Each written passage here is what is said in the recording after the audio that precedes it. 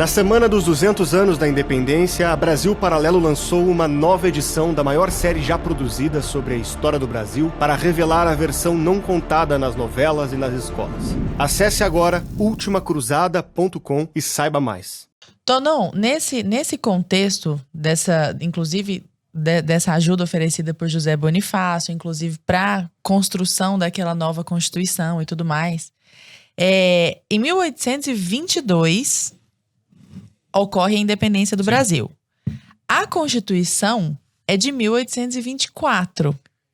Então nós temos 2 anos de interregno aí. Sim. E o Dom Pedro, para a declaração da independência, inclusive vai contrariamente à própria Constituição de Portugal. Sim, né? sim. Então, de alguma forma, ele está indo contra aquilo que o está protegendo, está garantindo a legitimidade legal, digamos assim, dele, o que acaba sendo um pleonasmo, né?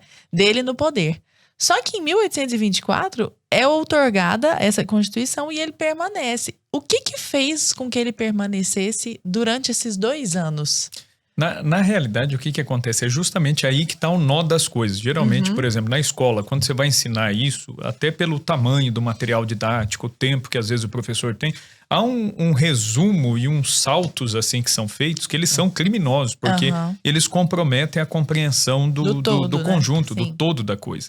Então, por exemplo, quando Dom João deixa Dom Pedro aqui como príncipe regente, já havia uma série de juristas, uma série de advogados aqui no Brasil que já começavam a compor uma constituição própria para o Brasil, que a ideia inicialmente não era separar. Qual que era a ideia? A ideia era manter 2 reinos, inclusive com o deslocamento da corte de tempos em tempos. Era essa a ideia. Então você vai ter o reino do Brasil, vai ter o reino de Portugal, a corte permanece um tempo em Portugal, permanece um tempo aqui. Havia esse projeto. Só que as cortes de Lisboa eram extremamente liberais, eram extremamente anticlericais. Então isso, aqui no Brasil, era uma coisa que não ia surtir efeito. Por quê? Porque o Brasil, ele surgiu com 2 características básicas. Ele surgiu extremamente religioso e extremamente mestiço. E por ser mestiço, aqui no Brasil, os conteúdos religiosos se misturaram muito, a ponto de fazer parte assim do DNA do povo brasileiro. Então você pega as religiões africanas, você pega a religião indígena, você pega o catolicismo, esses elementos, eles se misturaram aqui de uma tal maneira que se você pega a Constituição Anticlerical de Portugal, quem que daria ouvidos para isso? Não vingaria aqui. Aliás, basta lembrar, por exemplo, o papel que as organizações religiosas desempenharam no Brasil desde o início da colonização.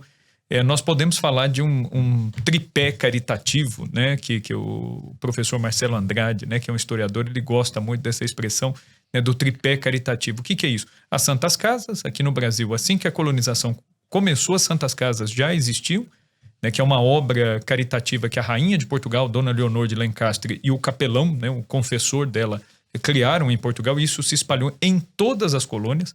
Existia Santa Casa no Japão, onde os portugueses chegaram. Existia Santa Casa em Macau, na China.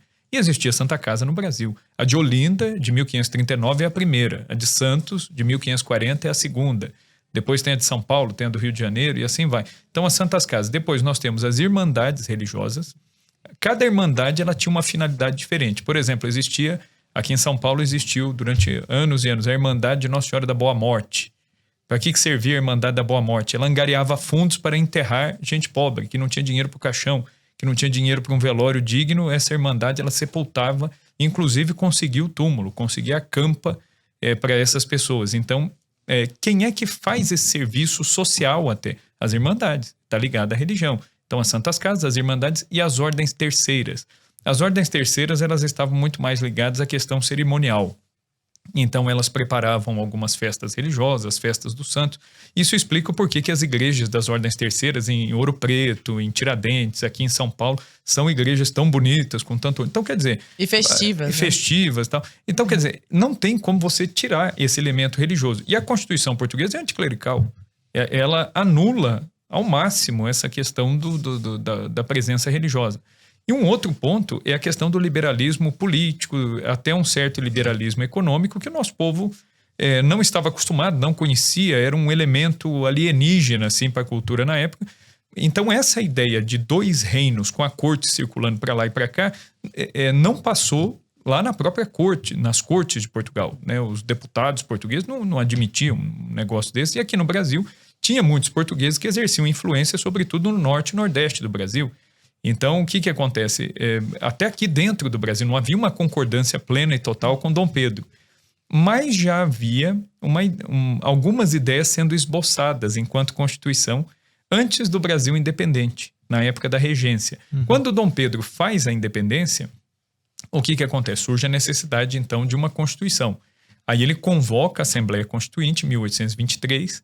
Essa Assembleia Constituinte faz o quê? Ela tinha muitos elementos dentro dela que se formaram nas universidades europeias e beberam das fontes liberais e iluministas. E anticlericais. E tudo mais. E aí o que eles fizeram nessa Constituição de 23? Eles reduziram os poderes de Dom Pedro ao máximo. Então Dom Pedro ele ficou na mesma situação de escravidão das cortes que o pai estava lá em Portugal. Ele ficaria aqui caso essa Constituição fosse aprovada. Falou, então, não, senhor.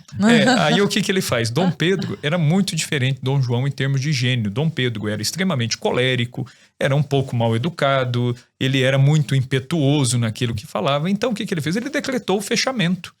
Ele falou, não, está fechada a Assembleia Constituinte, e ele decretou, falou, os deputados que resistirem serão presos. Um grupo de deputados ficou a noite inteira tentando ainda terminar essa Constituição.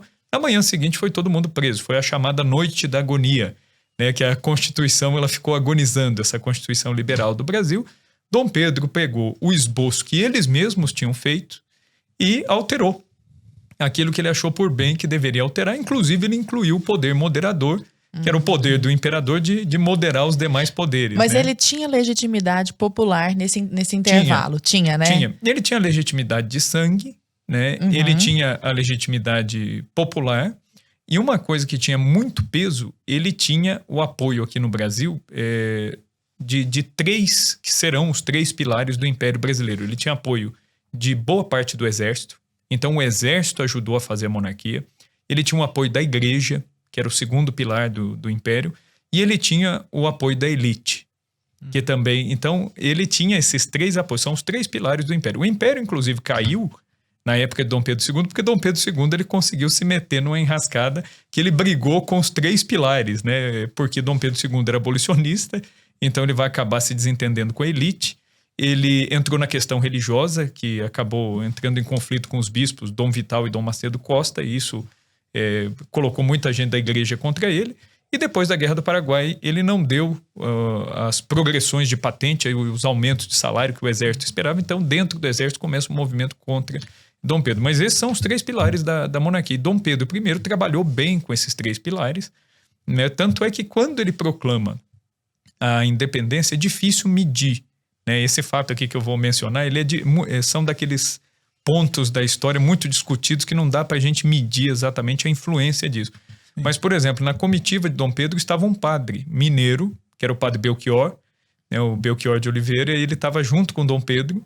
E aí o padre Belchior ele diz que quando chega a correspondência no Alto do Ipiranga, chegou a correspondência, e essa correspondência foi entregue a Dom Pedro, e Dom Pedro mandou o padre Belchior ler. Falou que o senhor leia aí para nós em voz alta, para todo mundo ouvir. E aí ele leu as cartas das cortes de Portugal, ordenando o retorno imediato dele e retirando todos os poderes e ameaçando a deserdação, né, de Dom Pedro. Chegam as duas cartas da imperatriz, a futura imperatriz Leopoldina, dizendo para ele proclamar a independência, porque já estava tudo pronto, no Rio de Janeiro já estava tudo costurado. E a carta de José Bonifácio, que é a mais bonita e talvez a mais pujante de todas, sim, que ele vai dizer, né, que medidas de água morna já não servem mais, né? Uhum. Ou o senhor faz a independência ou se entrega como prisioneiro das cortes em Portugal como vosso pai.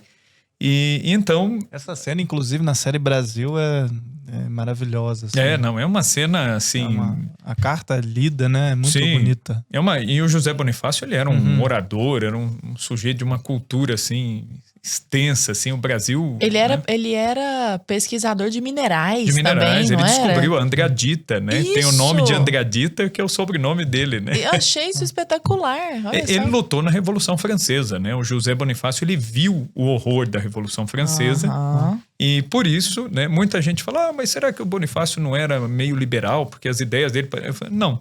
dá para ver que ele era mais conservador do que liberal, porque ele viu o que o liberalismo da Revolução Francesa promoveu. E ele não queria isso para o Brasil. Tanto é que é dele aquela frase que atribuem a Dom Pedro, não é? Aquela que o poder não pode ser, que a Constituição não poderia permitir o autoritarismo do rei, o autoritarismo da aristocracia, o autoritarismo do povo. Não é dele essa frase? Isso. Que Ou ele seja, fala, ele realmente... Ele fala, é o controle dos poderes, o equilíbrio dos poderes. Já é meio Montesquieu ali, Sim. né? E aí o padre Belchior é quem lê a carta para Dom Pedro, e Dom Pedro pergunta pro padre, fala, e agora, padre? Né? E o padre Belchior vai dizer para ele, fala, ou o senhor se faz rei agora, ou o senhor sofrerá com a deserdação e ainda vai derramar um rio de sangue aqui no Brasil. E aí o próprio padre Belchior, ele não atribui a ele a decisão da independência. Ele diz, depois de ter dito isso, Dom Pedro saiu um pouco longe, pensou por uns minutos e voltou e disse para o padre Belchior, falou assim, de Portugal eu nada mais quero. Né? E aí ele fala, eu juro fazer o Brasil independente. Né? E aí já começam os gritos de viva Dom Pedro, viva a liberdade, e Dom Pedro manda avisar, né, o seu ajudante, né, da guarda ali, manda avisar os outros militares, e eles se colocam em forma, e aí de fato é dado o grito do Ipiranga, né, quando ele vai dizer, né, pelo meu Deus, pela minha honra, né, pelo meu sangue, né, eu prometo, eu juro promover a independência do Brasil. Né? Independência ou morte será a nossa divisa. Né? Tanto é que quando ele entra na cidade de São Paulo, né, depois para celebrar a independência, né, os paulistas o acolheram, né, a guarda, os dragões da guarda formaram 2 filas para que Dom Pedro passasse. Aqui em São Paulo, né, um local que é importantíssimo para a história da independência e muito esquecido é a igreja de Nossa Senhora da Boa Morte, perto da Catedral da Sé. Ali está o primeiro sino que anunciou o Brasil independente. Foi daquela igreja que bateu o sino para anunciar o Brasil independente.